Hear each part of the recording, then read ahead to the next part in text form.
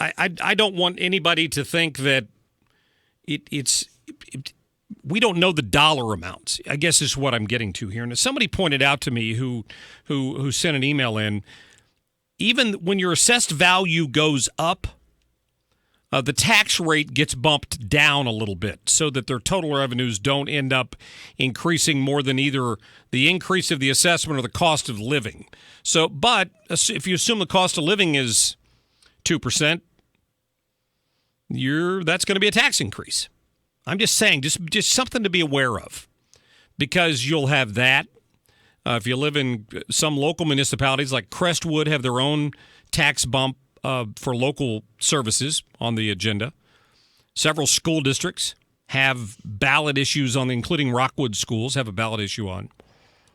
And then there's Prop P on top of that. I mean, so more dollars will be spent next year. As a taxpayer, you have to decide which one of those you are going to support.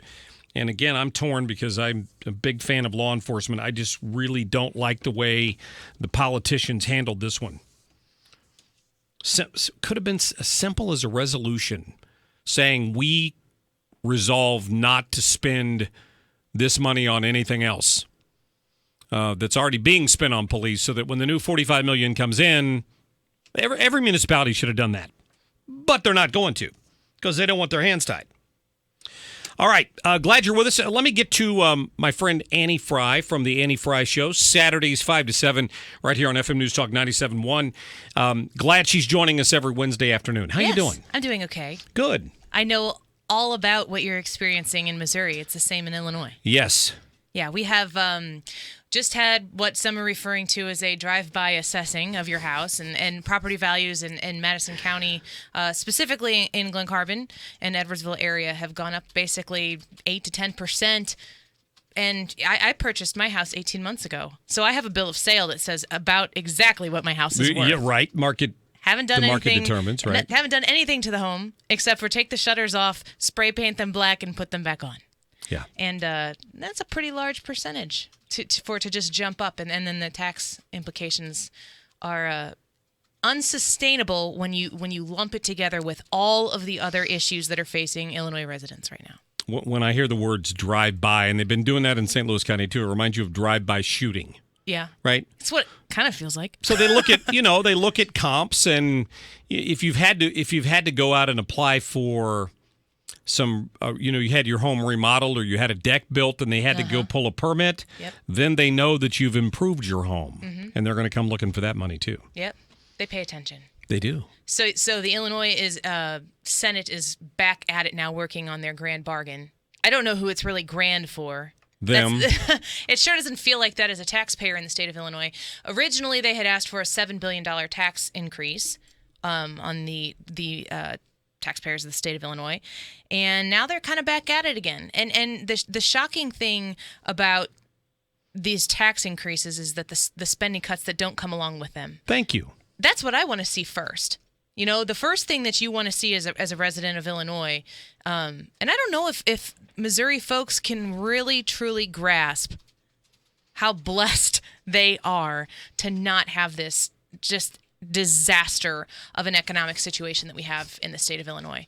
But you want to see you want to have them look in the mirror and say, we cannot continue to sustain ourselves as a state if we continue to behave like this. I had Mark Lennon on, who is a finance lawyer, venture capitalist, on my show on Saturday, and he explains the case for Illinois filing for bankruptcy and says it is not at all outside of the realm of possibility. And the pension liability that would go up in smoke in a bankruptcy filing, what a terrifying proposition that would be. It's terrifying for hardworking people who have been promised something. But not only for the residents of Illinois. You know what Claire McCaskill would say about this, don't you?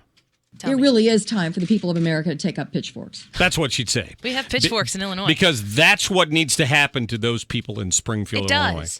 Because you couldn't run your household like that. I couldn't run my house. I couldn't spend tens of thousands of dollars more than I take in every year, because ultimately the roof would collapse on top of me, right? I would have to declare bankruptcy, or I'd lose my house, or I'd live in the poorhouse, because you can't exist like that, but government can, because they can go shake that magic money tree, which is called the taxpayer, anytime they want, and bring more money in, and those people shouldn't be allowed to get away with that. Yeah, your discussion of Prop P is a perfect correlation to what we have over on the Illinois side. We have a Prop E. We have the O'Fallon School District that is asking for a tax hike to fund, basically the school district, because the state is so delinquent in their payments. They're just not giving the money that was expected to be there, that was budgeted to be there.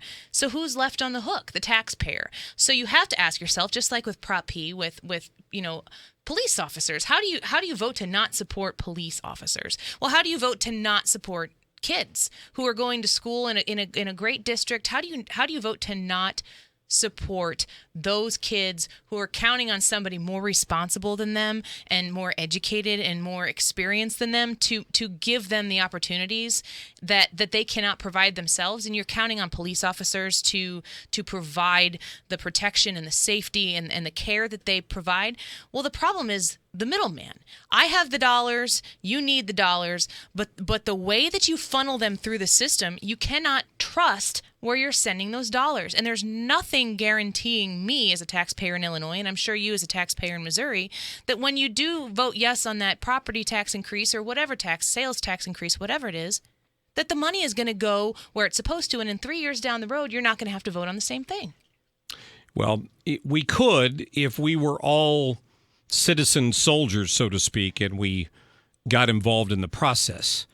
But, occasionally I'll go out, and where I live out there, and I'll go to a Wild Horse Township Republican meeting, and it's the same 10 people who are there all the time. I go to a city council meeting, and it's the same 7 or 8 people who are there all the time. And I hope if any of them are listening, they don't take this the wrong way, but a lot of them are older folks who live in our community who want to come and find out what's going on with local government, and that's great. Mm-hmm. But you don't see a lot of younger people representing, younger parents, and obviously the people that are populating our city don't necessarily always show up and look at these things and ask to look at the budget and see what that money's going for, and we have to take responsibility for that as citizens. We do, but Illinois is the best example I can think of, because it's next door and we're talking about it, as an example of what happened in Greece. I use the example of the country of Greece all the time. Mm-hmm. People can retire on a government pension like at age 50 in Greece, or 52 or something like that. It's incredibly young. They only work 35-hour weeks. They don't have to work 40-hour weeks. And they get to retire with a nice government-paid pension, and nobody seemed to worry 30 or 40 years ago about what was going to happen down the road when they had to pay the bill for all of this. Mm-hmm. And Illinois is a great example of that. They've got pension bombs coming, not only at the state government level. Chicago has promised the moon to a lot of people, too. It's the cesspool in the cesspool. And they're not going to be able to pay for it. Mm-hmm. And if they declare bankruptcy, guess where all those pensioners are looking to get their money from? The federal government. Yeah. So then every taxpayer in America is going to be trying to bail out the mess created by the liberal Democrats in the state of Illinois. I asked Mark Lennon that question on Saturday, and if you would like to hear the replay, you can go to 971talk.com/Annie, and it's there. But I said, if the state of Illinois files for bankruptcy, you're going to have so many regular Joes who have been counting on a pension that they have been contributing to on the basis with which they've been contracted to. So you can't fault them. It's the legislators that mishandled it. I would also point out that the legislators are generally put into office by the unions with which they pay, every paycheck to. But somebody is going to have to help these people, right? And I said, is the federal government going to come and bail these people out? And he laughed at me. He said, heck no, because the taxpayers in Indiana and Missouri and Wisconsin and Michigan, all those that are around us that are behaving appropriately and responsibly, how is a congressman going to go back to them and say, we need to do this for these folks who've been so irresponsible? He laughed at the proposition of a federal bailout. Interesting. It really is time for the people of America to take up pitchforks. I'm just telling you, Jerry, thanks for calling in. What's on your mind? Hey, Mark. Hey, along with this discussion, 30 years ago or so, thereabouts, when they started the Illinois lottery, this was going to be the panacea to fund all the schools in Illinois. What a joke.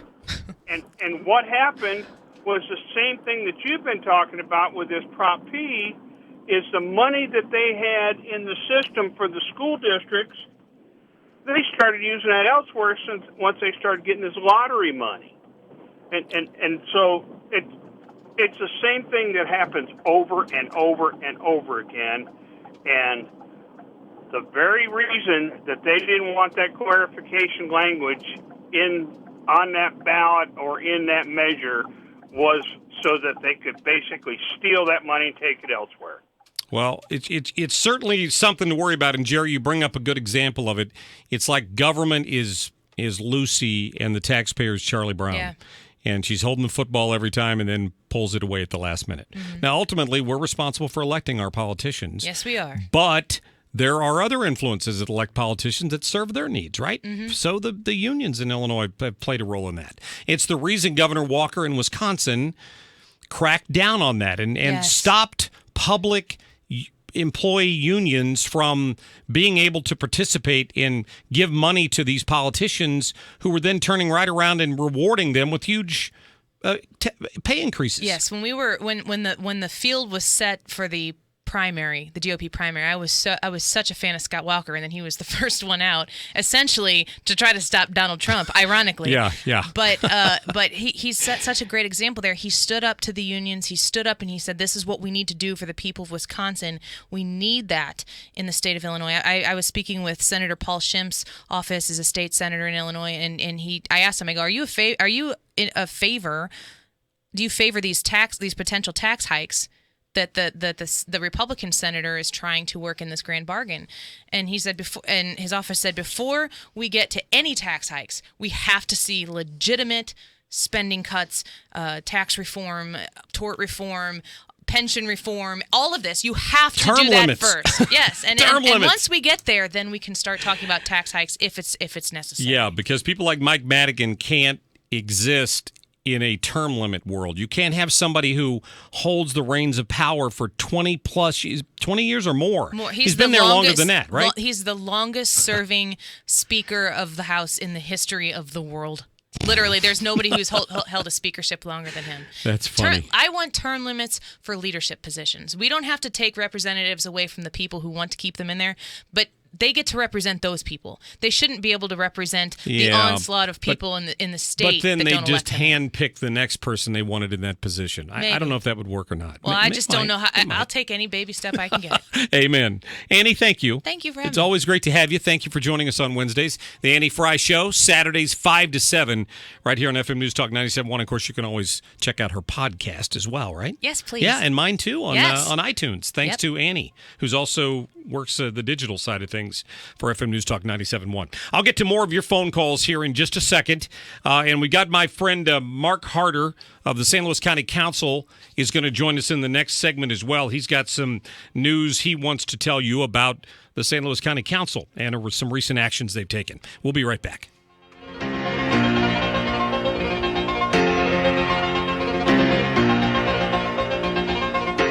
The Mark Cox Show on FM News Talk 97.1, 98.7, AM 1490, and 97.1talk.com.